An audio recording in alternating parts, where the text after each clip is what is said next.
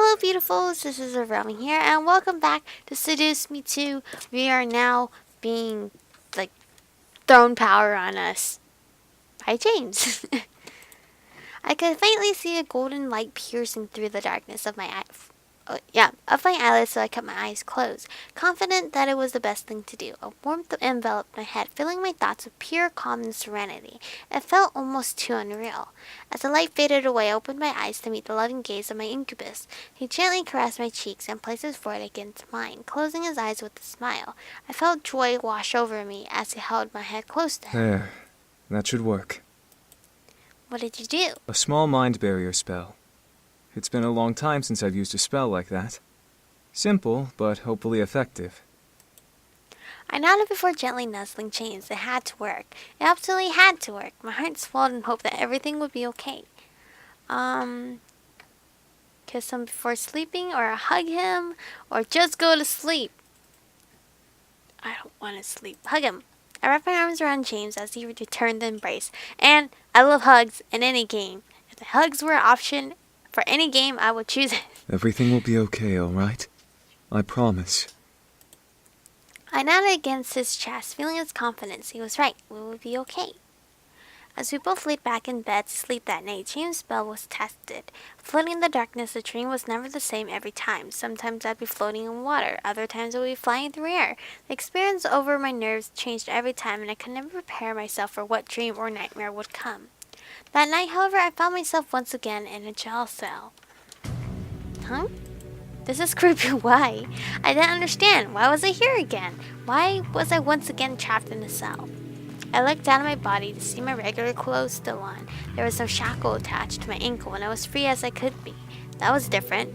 Still, I had to be on guard. I quickly stood and walked up to the cell door, running my hands over the metal. At the mere touch of my hands, the door slowly swung open, releasing me and allowing me to leave its dark cage. Another difference. I stepped forward and looked up and down the hall I was in. There was no screams, no cries. It was as silent as the grave. That worried me and made me feel uneasy, despite the relief I felt that the dream was not the same as the nightmare I had before. At least, that's what I had hoped. A sudden cry of pain echoed down the hall, causing me to look over in the direction it erupted from. My heart stopped for a moment, recognizing the voice. James? My body rushed on its own towards his voice, now desperate to find him. Why was he in pain? Who was hurting him? At last I arrived at the door, barely opened a crack. I peeked in aghast at what I saw. Oh, it's James tied up. Wait, what's that marking? Chained to the far wall was James. His body was twitching in pain as he desperately attempted to free himself. I stared in shock as my eyes took in a cross burnt onto his chest that seemed to sizzle over his flesh.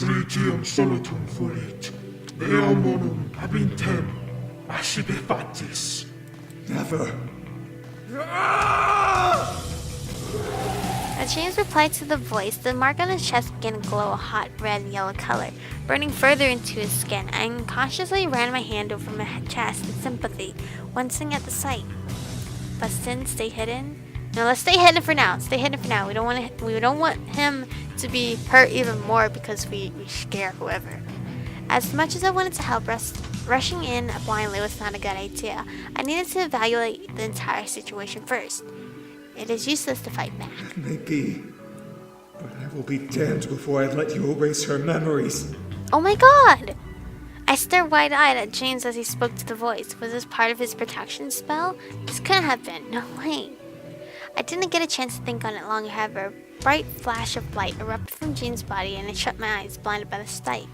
James, wait, what? My eyes refused to open until I felt myself awaken. I shot up in bed, gasping and clutching my chest. My heart pounded inside of my ribs at a frightening pace as I recalled images from the dream. Despite it not ending with me being attacked, it ended up with James getting hurt. As I thought of James, I quickly looked over to see him still fast asleep. Luckily, I didn't scream to wake him up this time, so I felt relieved that he wasn't ripped from his own rest. My heartbeat began to slow as I silently took a deep breath and let it out. It was a dream. I ran my palms over my eyes and rubbed them gently, calming down at last. I had to get through this. I had to keep my sanity about me. Yet something in my gut wouldn't let me let this dream go. Something inside of me ushered me to keep thinking about it, as if I was missing something. Was I overlooking something important? How could that have been?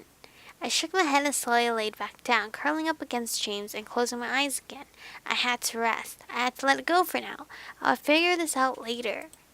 The darkness greeted me again, and I was safe until the morning. I woke up in James' arms once more, slowly blinking to sleep my eyes as my vision focused on his chest. As I stared, I vaguely pictured the cross burn over his skin, but was relieved to find no such thing there in reality. It had just been a dream. I looked up to see James smiling down at me softly before he kissed my forehead. Good morning. Did you have a good rest? I remembered the nightmare and suddenly became unsure of whether or not the truth was something he wanted to hear. I did rest, but I did wake up from the nightmare during the night. Was it worth telling him? I had a nightmare again, because why were we lying to our fiancé? I couldn't lie. I shook my head and smiled on James' face. The smile on James' face disappeared, as much as it would make him unhappy. It was better to let him know the results of his spell. I wasn't attacked by angels or anything, but you were. I was. I ran my hand over his chest, imagining the burn from the dream emblazoned on his skin. You were bolted to a wall and had a cross cut into your chest. It was burning and you were arguing with a voice in the air. A cross. So it was an angel's work. Why though? James closed his eyes in thought, trying to figure out why himself, but as he opened his eyes to look at me, his smile did not return. The spell I cast to protect you placed an image of me in your mind, like a guardian. If they came, my spell would have forced them to attack me instead. Luckily, it worked. James ran his hand over my cheek. However, you still went through a nightmare, and for that I am sorry. No.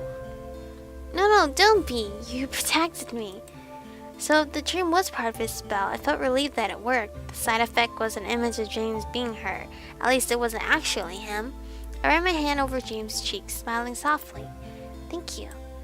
Not at last. I was to say at least, but it's at last. James' smile reappeared before he softly took my hand and kissed my palm. All for you, love. No. I knocked on the door, however, interrupted our moment together. Who is it? Diana, I have food for you both. Yay, food! I looked to the door as James called out for her to enter. The door opened to reveal Diana with 2 plates of food, the same meal we had the day prior. She walked over and handed the plates to us before stepping back. I assume that you both had a good rest. Yes, actually. We've worked out the angel problem for now. Diana raised her eyebrow, crossing her arms, but nodded in reply. Looking at Diana, however, I could see small dark circles. I'm fusing these words together for some reason. Beneath her eyes. Did she not rest last night? Question it. Why not? We're worried about her too. Cause, Diana, are you okay? You look worn out. Diana stared at me for a moment before shaking her head. I didn't get much rest. I spent most of the night dealing with some uninvited guests. Should we be worried? No, I have everything under control. A part of me didn't believe her, but I nodded regardless. If she didn't wish to talk about it, then it was better not to ask about it any further. Diana turned on her heel and began to walk out of the room, but she stopped at the archway and looked back to me. If any angels come your way again, tell me. Okay, will do. With that foreboding warning, Diana left, leaving James and I unable to reply. What could we say to that? James had already placed a spell on me to protect me, and he seemed to be just fine. We would be fine. James and I ate our food before separating to train. I began to feel a bit elated at the idea of walking to train with Faye. The stress of the morning needed to be burnt away with workout, and I knew that Faye would teach me something to take my mind off of it. It became like a game, a relief away from the reality of the world. I made my way to the grand hall and stopped at the doorway, looking and taking in the sight of Faye sleeping on the ground, spread eagle style. It took every ounce of control I had not to laugh hysterically at the sounds Faye was releasing as I slept. To think such sounds came out of a cute-looking demon like Faye seemed rather bizarre and cartoon-like. Nevertheless, I knew I had to get started on training. The boys were most likely into the midst of their own training as I stood there, so I couldn't exactly spend time watching Faye snore. I stepped quietly into the room, drawing closer to Faye's body as I tried to think of how to wake them up. Let's scare her. That'll be funny. It was only going to be a little scare. A little fun never hurt anyone, right? I tiptoed further into the room, making sure not to wake up Faye as I approached them, and circled around them. As I finally stood behind their head, I crouched down and cupped my hands together. Insert crazy laugh, because I can't do that laugh. Faye jolted up like they had been zapped by a bolt of lightning and shot themselves into the air like a rocket before slamming their head into the ceiling. Now I don't know if that was such a good idea. Oh my god, Faye! The temporary hilarity I felt was as I scared Faye quickly vanished as the sound of their head colliding with the ceiling echoed through the room and the fairy in question quickly descended holding their head. Faye, I'm so sorry. It's okay. Ow. I needed to wake up anyways. Faye finally floated to the level with my height, shaking their head and rubbing over where their head collided with the ceiling. I bit my lip and rubbed the back of my neck, feeling now very embarrassed and ashamed of what I chose to do. They wiggled their arms and let out a tired sigh before blowing raspberries with their mouth and slamming their hands against their cheeks. I am awake! I had to cover my mouth to stop the burst of laughter that wanted to erupt from my gut at the exclamation. Faye became full of energy like it was the flip of a switch. I became mildly jealous of such a feat. Nevertheless, I was eager and ready for my next training session. I placed my arms at my sides and straightened my back, showing the posture of determination and attention. What would we be doing today? Faye looked over at me, looking for some sort of answer in my eyes, despite showing the sudden energy spark like a light bulb earlier. They remained silent for a moment. Were they not sure? I hoped that today wouldn't be going over the thorn bush again. As much as it was a cool trick, casting a thorn bush into existence from dawn to dusk was not as fun as many would imagine it to be, even with hilarious breaks in between. Finally, a glimmer twinkled in Faye's eyes, making them grin from ear to ear at me. I know what we're gonna do! What? With a burst of energy, Faye shot themselves into the air and spun around before flipping upside down in the air towards me. I'm gonna teach you how to fly! Oh crap, you can teach me how to fly in a day? What? Fly?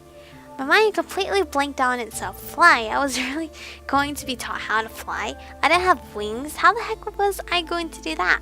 Faye nodded ecstatically before swooping down and flying around me. It's so easy! You just need to imagine yourself floating in the air and boom!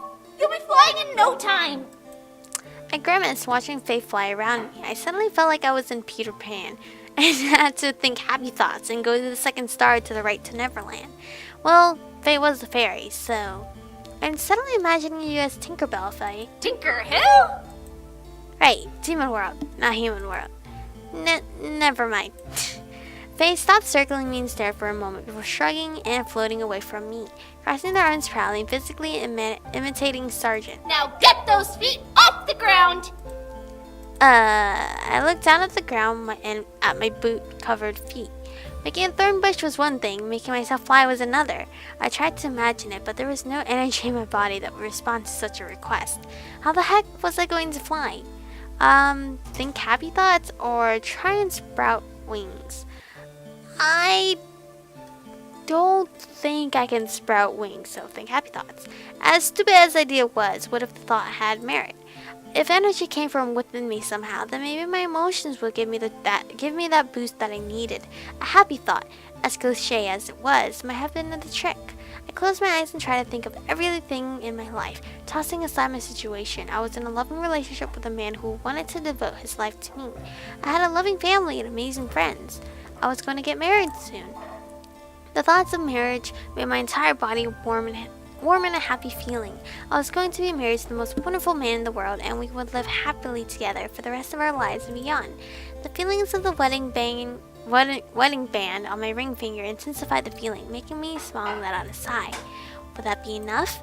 However, after almost a full minute of concentration, nothing seemed to occur. I opened my eyes and looked down at myself. My feet were still on the ground and nothing had changed with me. A flash of anger sparked within me. How difficult was it to lift off the ground? How the heck can I fly? As soon as the words burst from my mouth, I shot my hands down in anger, only to be vaulted into the air by some sort of energy force beneath my feet. My body quickly shot up, defying gravity and sending me towards the ceiling. Holy crap. Faye quickly zipped over towards me and grabbed me, intercepting my quick ascent to the ceiling while holding me closer to them. It was like being held by a very strong child as her small frame barely lined up from my shoulder to my knee. It hit me for a split moment. Faye was ridiculously small. Nevertheless, I gripped onto Faye, thankful that it wasn't going to crash into the wood above us, and looked around in awe. I was fairly in the air, flying or at least being held up by some force. I could feel energy cycle around and through my body, most likely keeping me afloat. And that's where we're going to be stopping for today's episode. Midway of training with Faye. It's actually pretty cool since we're not with Shadow anymore. Not Shadow. Shadow is a jerk. We had him in Damien's route, but I meant Settle for Matthew and James' route. We helped him hook up with Diana. But now with Faye, it's pretty cool. I wish I should have done it. Like, one with Settle, Shadow, Faye, Sergeant, and I don't remember the bunny girl. Don't remember her, but it's pretty fun with Faye. But anyway, thank you guys for watching. Stay beautiful, and I'll catch you guys in the next one.